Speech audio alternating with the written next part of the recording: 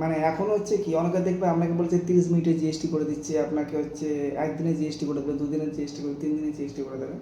তো এখানে সমস্যাটা কী হয়, অটোমেটিক এগুলো কী হয়, জিএসটি যখন আমরা হচ্ছে ফিল আপ করি, জিএসটি মনে করুন আপনার অ্যাপ্লিকেশান করে দেবেন, অ্যাপ্লিকেশান করে দেওয়ার পরে হচ্ছে প্রথমত হচ্ছে সেটাকে হচ্ছে প্রসেসিংয়ে যায়, ঠিক আছে, সেটা হচ্ছে অ্যাপ্লিকেশন করে দেওয়ার পরে ঠিক একদিনের মধ্যে আধার অথেন্টিকেশন ভেরিফিকেশন হয়। আধার অথেন্টিকেশন ভেরিফিকেশন যখন হবে তখন সেই জিনিসটা কী আছে, ওটা আমাদের হচ্ছে ইমেলের মাধ্যমে, এটা হচ্ছে টেকনিক্যাল ব্যাপার, ঠিক আছে। ইমেলের মাধ্যমে কী আছে, জিএসটি অফিসারের কাছে যাবে, জিএসটি অফিসারের কাছে 2-1 দিনের ওখানে মোটামুটি ভেরিফাই কিছু কিছু অটো ভেরিফিকেশন আছে, সেগুলো হয়ে যাওয়ার পরে অটোমেটিক হচ্ছে মানে এই অটো ভেরিফিকেশন মধ্যে ব্যাপারটা কী আছে, এখানে আমরা যা যা সাবমিট করি, মনে করুন আমি ট্রেড লাইসেন্স সাবমিট করছি, কারণ আমাদের সব কিছু স্ক্যান করে সাবমিট করতে হয়, ঠিক আছে। মনে করো ট্রেড লাইসেন্স সাবমিট করছি, তো ট্রেড লাইসেন্স ছাড়া মোটামুটি আমাদের মনে করি এমএসএমই কারো রয়েছে, কারণ নিজের জায়গার উপর বিজনেস করছে না, অন্য বাবার জায়গার উপর বিজনেস করছে, তাহলে ট্রেড লাইসেন্স বা রেন্ট এগ্রিমেন্ট, ঠিক আছে, আমাদের মানে জিএসটির জন্য যে ব্র্যান্ড নেমটা দিয়েছি, তো এগুলো যেহেতু অলরেডি ডকুমেন্টস আপলোড থাকে, ওটা আমাদের মেশিন লার্নিং সিস্টেম অটোমেটিক্যালি কী আছে, ওগুলো সব কিছু ঠিক আছে কিনা অটোমেটিক দেখে নেয় যে ট্রেড লাইসেন্সের মধ্যে যে ব্র্যান্ড নেম বা বিজনেস নেমটা আছে সেটা জিএসটির মধ্যে সেম আছে কিনা, সেটা ট্রেড লাইসেন্সের মধ্যে সেম আছে কিনা, এমএসএমই সার্টিফিকেটের মধ্যে সেম আছে কিনা, এগুলো মোটামুটি দেখে নেয়। দেখে নেওয়ার পর জিএসটি অফিসারের হাতে যায়, জিএসটি অফিসারের হাতে যখন যাচ্ছে, যার সঙ্গে সঙ্গে ওরা কী করছে, সঙ্গে সঙ্গে হচ্ছে আচ্ছা এটি কিন্তু আমি কোনো আনস্ক্রিপ্টেড ভিডিও করবো, ঠিক আছে, যদি একটু উপরে পর হয়ে যায় কিছু মনে করবে না, ঠিক আছে।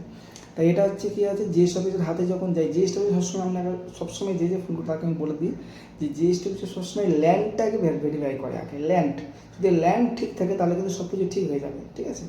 কোনো প্রবলেম হয় না। ল্যান্ডে যদি কোনো গন্ডগোল না, ল্যান্ড বলতে মনে করো আমি বাবার জায়গার উপর বিজনেস করবো, বাবা কী করবে, বাবা হচ্ছে আমাকে এনওসি দিয়ে দেবে, অবজেকশন সার্টিফিকেট দিয়ে দেবে, দিয়ে দেওয়ার পরে এবার জিএসটি অফিসের যদি মনে হয় যে আমি আমার বাবার থেকে হয়তো লুকিয়ে সব কিছু লিখে নিয়েছি বা কোনো প্রবলেম আছে, কিছু অসুবিধা আছে, তাহলে জিএসটি অফিসার আমাকে ক্লিয়ারিফিকেশানে বা এই ক্লিয়ারিফিকেশান আমাকে বাবার আধার কার্ড আর প্যান কার্ড সিগনেচার করে আমাকে পাঠাতে চাইতে পারে, যে একটা কালার প্রিন্ট আউট নিয়ে নেবে, কালার প্রিন্ট আউট করে বাবার সিগনেচার করে দেবে, কারণ বাবার সিগনেচার কী আছে প্যান কার্ডের মধ্যে যেহেতু অলরেডি রয়েছে, সেগুলো অটোমেটিক অফিসার বুঝতে পেরে যাবে এটা ডুপ্লিকেট না এটাকে, তাহলে প্রথমত এটা হয়ে গেল, এনওসির মধ্যে সিগনেচার আছে সেখানে বুঝতে পেরে যাবে।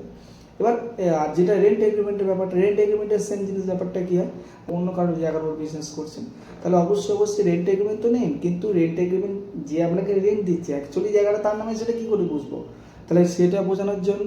অফিসারকে যদি রেকর্ড থাকে রেকর্ডের কাগজ দিতে হবে, নাহলে আপনি যদি কেনা দলিল থাকে, কেনা দলিলের একটা সুন্দর করে পুরো এ টু জেড সব কিছু পেপার হচ্ছে আমাকে সুন্দর করে ছবি তুলে স্ক্যান করে আমাকে পিডিএফ করে পাঠাতে হবে, ঠিক আছে। হতেই পারে হয়তো আপনি যে যার কাছ থেকে আপনি রেন্ট এগ্রিমেন্ট নিয়ে সে হয়তো জায়গাটা লিখে নিচ্ছে বা জায়গাটা আপনাকে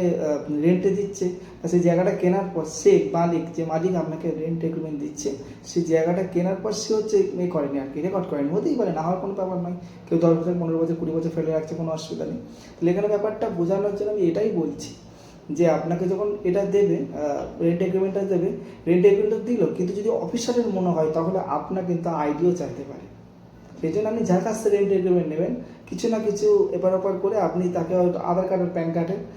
অবশ্যই আধার কার্ড আর প্যান কার্ডের জেরক্স নিয়ে নেন, কেননা আপনি এরকম করে বলবেন দেখুন এটা আধার কার্ড, যেহেতু আমি রেন্ট এগ্রিমেন্ট দিচ্ছেন, তো যেহেতু এটা যে আমি এই জায়গাটার উপর রয়েছে, ইন ফিউচার যদি কোনো প্রবলেম হয় তখন কী হয়, তখন সমস্যা হতে পারে, বলে দেবেন যে আমাদের বাড়িতে একজন উকিল রয়েছে, হয়েছে সে হয়েছে আছে, যে হচ্ছে রেন্ট এগ্রিমেন্টের মধ্যে যদি যে ওনার রেন্ট, যার নামে রেন্ট, যে আপনাকে রেন্ট দিচ্ছে, আমার প্যান কার্ড আধার কার্ড, মনে করুন আপনার নামে হচ্ছে জমি, আপনি আমাকে রেন্ট দিচ্ছেন, আপনার প্যান কার্ড আধার কার্ড থাকবে, আমার প্যান কার্ড আধার কার্ড ওই দলিলের সঙ্গেই থাকবে, অসুবিধা নেই, ওগুলো থাকবে। কী সুবিধা হলো, যদি জিএসটি অফিসে ডাউট হয় তাহলে আপনাকে আধার কার্ড প্যান কার্ড, মালিকের আধার কার্ড প্যান কার্ড চাইতে পারে, চাইলে আপনি দিয়ে দিলেন, আর যদি বাই চান্স যদি ডাউট হয়, যদি আপনি না দেন তাহলে জিনিসটা রিজেক্ট হয়ে যাবে। এবার যেটা আপনাকে বলছি, যেটা বললাম যে 30 মিনিটের মধ্যে জিএসটি করে দিচ্ছে, আপনাকে হচ্ছে একদিনের মধ্যে জিএসটি করে দিচ্ছে, এটা কি সমস্যার প্রবলেমটা কী হয় দেখুন, যখন যারা ছোটো ছোটো বিজনেস করছে, আপনি তো বুঝতে পারছেন আমরা বিজনেস কী খবর, অনেকে আছে যে নর্মালি দেখবেন আমরা বিজনেস করছি, অটোমেটিক ওর বলে ইচ্ছে এমন একটা জিনিস ভাইরাল হয়ে গেল, ভালোই এক ধরনের বিজনেস হচ্ছে, যখনই আপনার বিজনেস 2.5 লাখ টাকার ক্রস করবে তখন অটোমেটিক, যখনই আপনার বিজনেস 2.5 লক্ষ টাকার উপরে হবে তখন অটোমেটিক কিন্তু আপনাকে হচ্ছে রিভেরিফিকেশান করতে হবে, রিভেরিফিকেশান অটোমেটিক কী আছে, মানে জিএসটির তরফ থেকে হয়তো মনে করেন আমি একদিনের মধ্যে পে করেন, এবার কী আছে যেটা একদিনের মধ্যে বা একদিনের মধ্যে আধ ঘন্টার মধ্যে, যেটা 1-2 ঘন্টার মধ্যে আপনাকে জিএসটি দিচ্ছে, সেটা কী করছে টোটালি ভেরিফাই হয় না। নর্মালি এরকম একটা পারপাস রয়েছে যে আপনার ডকুমেন্টস মোটামুটি ঠিক রয়েছে, ঠিক আছে, জিএসটি দিলেন, শুধুমাত্র আধার অথেন্টিকেশন হয়ে আপনাকে সার্টিফিকেট দিয়ে দেবে। এটা কি, এর সবসময় আপনি এটা তখনই করবেন যখনই করছেন আপনার 2.5 লক্ষ টাকার উপর। মনে করুন আপনার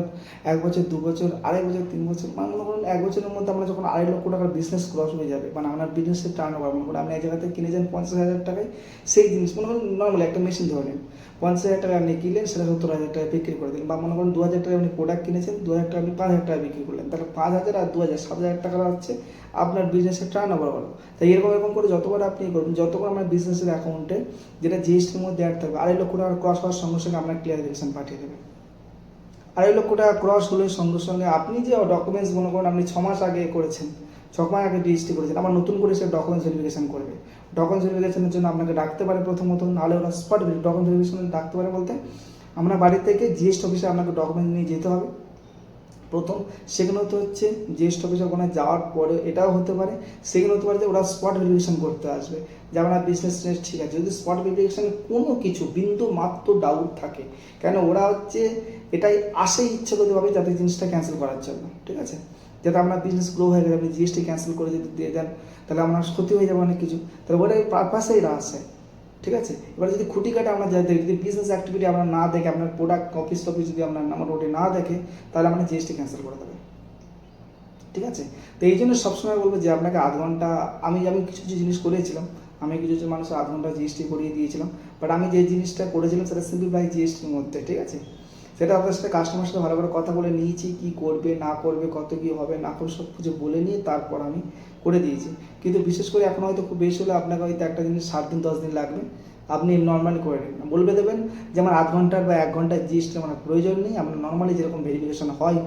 করুন। এবার এইটা করলে সুবিধা হবে, নর্মাল আধ ঘন্টার জিএসটি এবং 7 দিনের জিএসটির মধ্যে পার্থক্য কী আছে, এটা 2.5 লক্ষ টাকা পর্যন্ত যখনই ক্রস হবে তখন নতুন করে আপনাকে ডকুমেন্টস ভেরিফিকেশনের জন্য ডাকবে বা স্পট ভেরিফিকেশনের জন্য আসতে পারে, যে কোনো জায়গায় ক্লিয়ারিফিকেশন পাঠাবে, আপনাকে আইটিআরও ফাইল করতে হবে, জিএসটি টাকা সত্ত্বেও আইটিআর ফাইল করতে বলতে পারে, ঠিক আছে। কিন্তু যখন নর্মালি 7-10 দিনের মধ্যে মোটামুটি একটা বিজনেস ওপেন করলে তো মোটামুটি একটা 15 দিন 20 দিন তো লেগে যায়, তার লাগুন না কোনো 7 দিন 10 দিন কী আছে, তখন লাগলে ওখানে কী আছে, ওখানে আনলিমিটেড, ওখানে কোনো প্রবলেম নেই। একবার জিএসটি যখন বেরিয়ে এলো লিগালিভাবে তখন কোনো প্রবলেম নেই, কেননা আমি অলরেডি করেছিলাম, আমার দুজনের ক্ষেত্রে প্রবলেম এসেছিলো, রিয়েলি দুজনের ক্ষেত্রে প্রবলেম এসেছিলো, ঠিক আছে। আমার নাম ধরে একজনের আছে, ভট্টাচার্য বাবুর একজন এসেছিলো, আর একজন মল্লিক বাবুর একজন এসেছিলো, ঠিক আছে। আমি বলছি না, কারণ যাদের এসছে তাদের ব্যবস্থার পুরোপুরি কমপ্লিট ঠিক করে দিয়েছে, ঠিক আছে, টি মল্লিক আর এস ভট্টাচার্য। যদি কেউ ভিডিওটা দেখে থাকেন আমরা দুজনেই কিছু মনে করবেন না, আমরা ওনাদের সাথে কথাও হয়ে গেছে, অসুবিধা কিছু নেই, ঠিক আছে, কথা হয়ে গেছে, বুঝতে পেরেছি কীভাবে কী করেছি, ওদের সম্পূর্ণ হয়ে আবার নতুন করে ভেরিফিকেশন করে ব্যবস্থা করে দিয়েছি, অসুবিধা কিছু নেই। সেই জন্য আধ ঘন্টায় 1 ঘন্টায় জিএসটি আপনি করবেন না, টোটালি করবেন না, ঠিক আছে। আর জিএসটি রিলেটেড নতুন নতুন আপডেট আসছে, ঠিক আছে। এবার জিএসটি রিলেটেড যে কোনো ধরনের কোশ্চেন থাকুক না কেন, আমি একটা যে নাম্বারটা দিচ্ছি, এই যে নাম্বারটা, এটা হোয়াটসঅ্যাপ নাম্বার, এটা কলিং নাম্বার, ঠিক আছে। আগে যে নাম্বারগুলো প্রচুর রিপোর্ট আসছে, কার কী ক্ষতি করে জানি না, প্রচুর নাম্বারের রিপোর্ট আসছে, অনেকে কল ঢুকছে না, অনেকে নাম্বার ব্লক করে দিচ্ছে।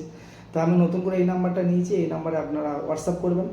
বা প্রয়োজনে আপনি কল করবেন। যদি কল করেন সবসময় হচ্ছে বেস্ট হয় সকাল 10টার পর থেকে রাত 2টা, 1টা, 3টে, 3:30, 4টে, 5টা পর্যন্ত কল করুন, কোনো অসুবিধা নেই, ঠিক আছে। আমাদের মোটামুটি কাজ চলতেই থাকে। যদি কল না বাই চান্স পিক আপ না করি, কিছু মনে করবেন না, দয়া করে আমাকে এসএমএসটা করে রাখবেন, এটা আপনাকে ঠিক উত্তর দিয়ে দেবো, ঠিক আছে।